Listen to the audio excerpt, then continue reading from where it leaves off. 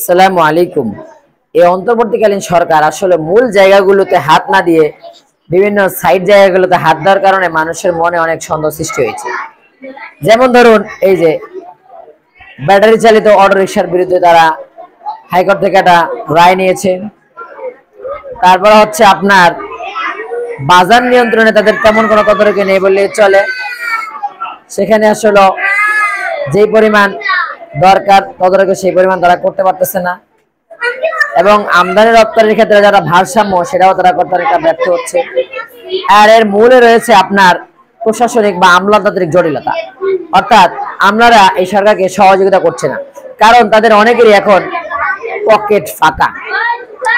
তারা বিগত সরকার আমলে যে পরিমাণ দুর্নীতি লুটপাট করেছে, এই সরকার আমলে তারা তার সিটি পুরো পাচ্ছে না, যার কারণে তারা এই সরকারকে সহযোগিতা করতে রাজি না। কারণ তারা তো তাদের সেই ঘি দিয়ে রুটি খাওয়ার দিন ভুলতে পারতেছে না। সুতরাং এই সরকার যতটুকু জানতে পেরেছে যে এই সরকার প্রায় 20 থেকে 22,000 কর্মকর্তা নিয়োগের একটা সিদ্ধান্ত নিয়েছে, এবং 4 থেকে 5টা বিসিএস থেকেই এই সমস্ত, অর্থাৎ অতীতের বিসিএস গুলো থেকে তারা এই সমস্ত কর্মকর্তা নিয়োগ দেওয়ার চেষ্টা করে যাচ্ছেন। তবে এই ক্ষেত্রে বিএনপিকে অবশ্যই ধৈর্যশীল হতে হবে এবং অত্যন্ত সহমর্মিতার সাথে সহযোগিতামূলক আচরণের মাধ্যমে সরকারকে সহযোগিতা করতে হবে। নচেত কিন্তু এই বাংলার মানুষের আসলে কখনোই মুক্তি মিলবে না।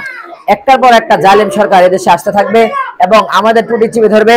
আমরা সবসময় বাক রুদ্ধ হয়ে থাকতে হবে এবং আমরা কোনো কথা বলতে পারবো না, আমরা কোনো জিনিস ভালোভাবে করতে পারবো না।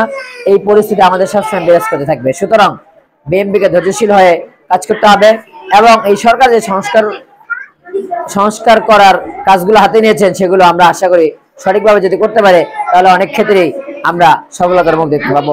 তবে রিক্সাওয়ালা ভাইরা এখন আসলে আওয়ামী লীগ হয়ে ফিরে আসছে কিনা সে ব্যাপারে খতিয়ে দেখা দরকার এবং এর একটা যৌক্তিক সমাধান দরকার।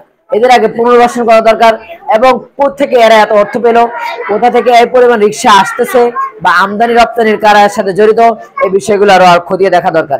পুলিশ প্রশাসনকে এই ব্যাপারে জোরালো ভূমিকা রাখতে হবে। আসলে পুলিশ প্রশাসন এখনো দেশটাকে নিজের মনে করতে পারেনি, এখানেই হলো তাদের সমস্যাটা। তারা আসলে এই দেশটাকে একটা রাজত্ব, অর্থাৎ পুলিশ যে রাজা, এই বিষয়টি তারা এখন পর্যন্ত মাথার ভিতরে নিয়ে নিচ্ছে। এই কারণে এই সমস্যাগুলো, পুলিশ যদি মনে করতো এই দেশটাকে সুশৃঙ্খল ভাবে ফিরিয়ে আনার দায়িত্ব আমাদের, আমরা এদেশের মানুষের ট্যাক্সের টাকায় আমাদের ফ্যামিলি চলে, আমরা চলি, সুতরাং এদেশের মানুষকে ভালো রাখার দায়িত্ব আমাদের এবং সেই কাজটা আমরা প্রপারলি ভাবে করবো, তাহলে এত সমস্যা হওয়ার কথা ছিল না। আসসালামু আলাইকুম।